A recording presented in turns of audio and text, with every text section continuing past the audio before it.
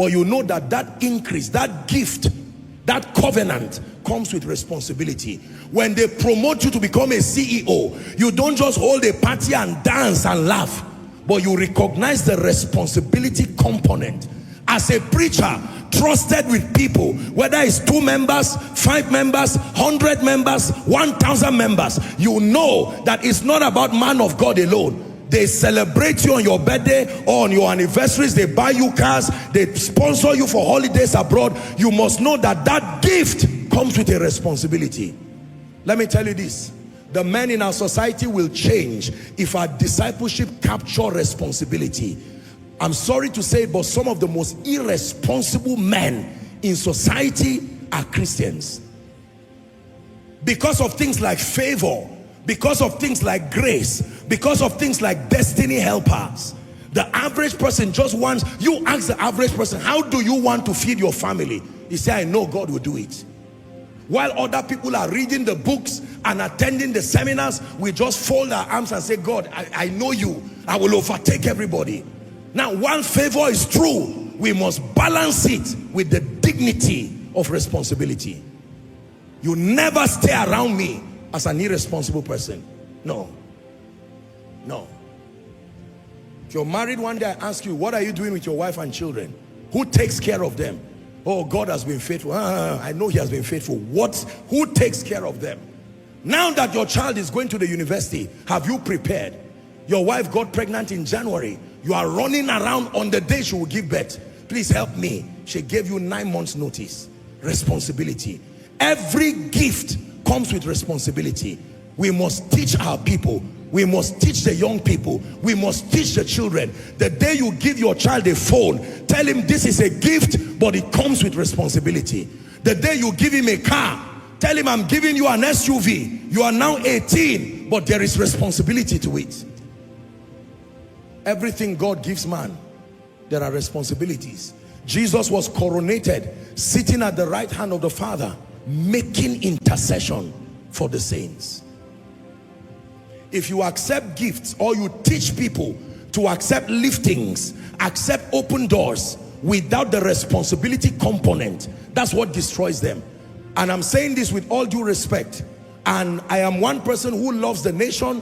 By the mercies of God, we have become faithful emissaries, ambassadors even of this nation, and so at least we can say something. Let me charge the politicians and those in government in Nigeria, for God's sake, let's begin to look at the destiny of this nation beyond ourselves. Beyond ourselves. Beyond ourselves. If you are a governor or a senator, you are only there for a while. A day will come, if Christ tarries, everybody will go. It is nobler to spend your life not just in acquiring things, but in making a mark. You travel around the world, even across Africa, and my goodness, sometimes you see things that challenge you. It is doable. We have the human resource, we have the intelligence. Nigerians are some of the brightest minds globally. We can start putting structures together to aggregate our human capital resource and change this nation.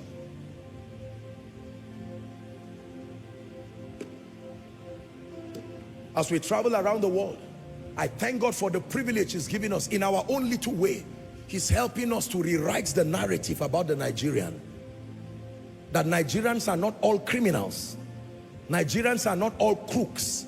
Nigerians are not all about bribery and corruption. By the mercies of God, we are exporting the gospel. We are exporting integrity. We are discipling nations. We are serving his grace, his wisdom and power.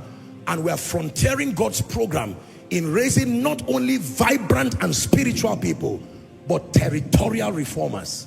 It will happen slow by slow, bit by bit. I'm not a politician, but I will raise politicians. I will raise businessmen. Oh yes, one day seated here will be governors of states.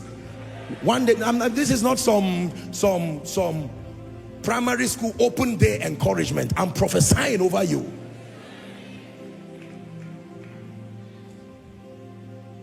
That someone will sit down one day. It's already happening, really. Ladies and gentlemen, in the last 2 years, God opened my eyes to see the depth and the wealth of the human resources he's put in this ministry alone, not just the body of Christ.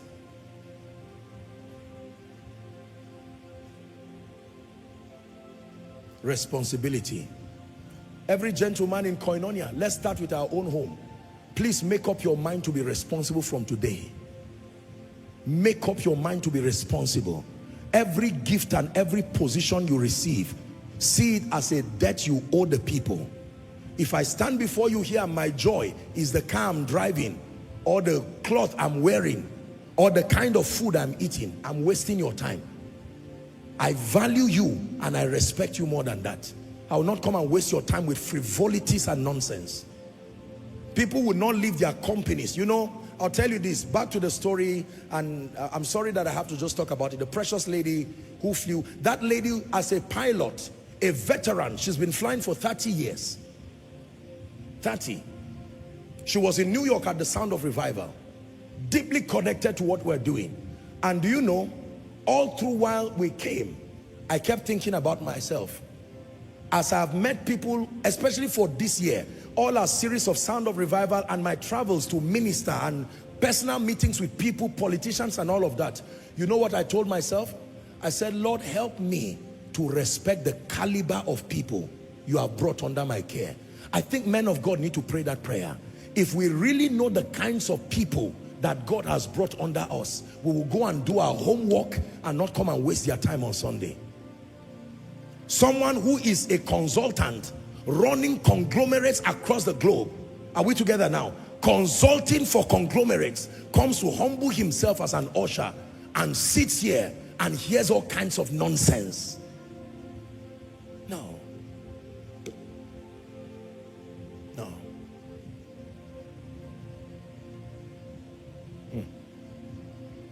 Let me give you the last. Sorry, sometimes we just get emotional with these things we're saying.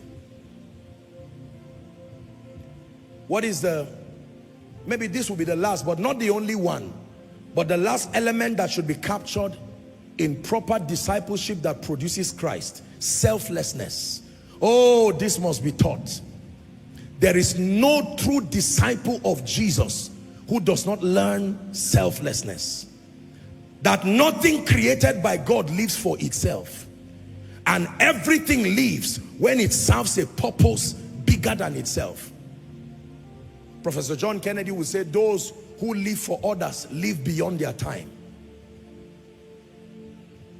Nobody I know has received a Nobel Prize for receiving. People receive Nobel Prizes for giving, for their contributions.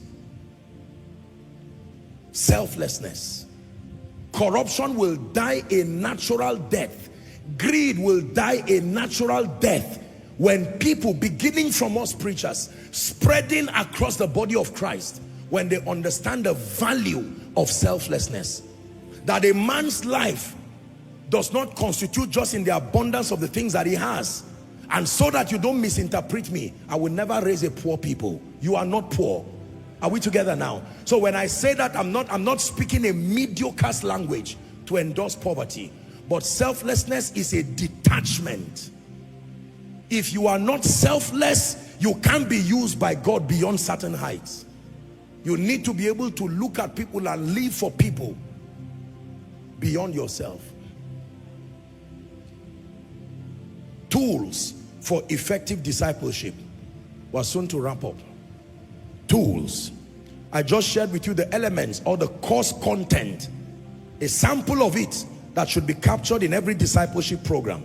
Salvation through the finished work of Christ, the responsibility of obedience and alignment in becoming like Christ, learning how to walk in love, the value of the word in the life of the believer, how to live by faith, how to be productive as a key to impact and economic emancipation, learning responsibility as a lifestyle, seeing every gift as one that comes with responsibilities attached to it, and then learning the law of selflessness, that to make impact you have to live beyond yourself.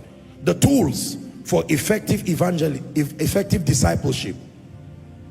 There are 5 of them, and then we'll end up by giving you the fruits of discipleship. very quickly. I may not do so much teaching. I want to just push it through, but I hope you are learning. Church is quiet. I know. Trust me, what is happening to you is happening to me too. Just let it work.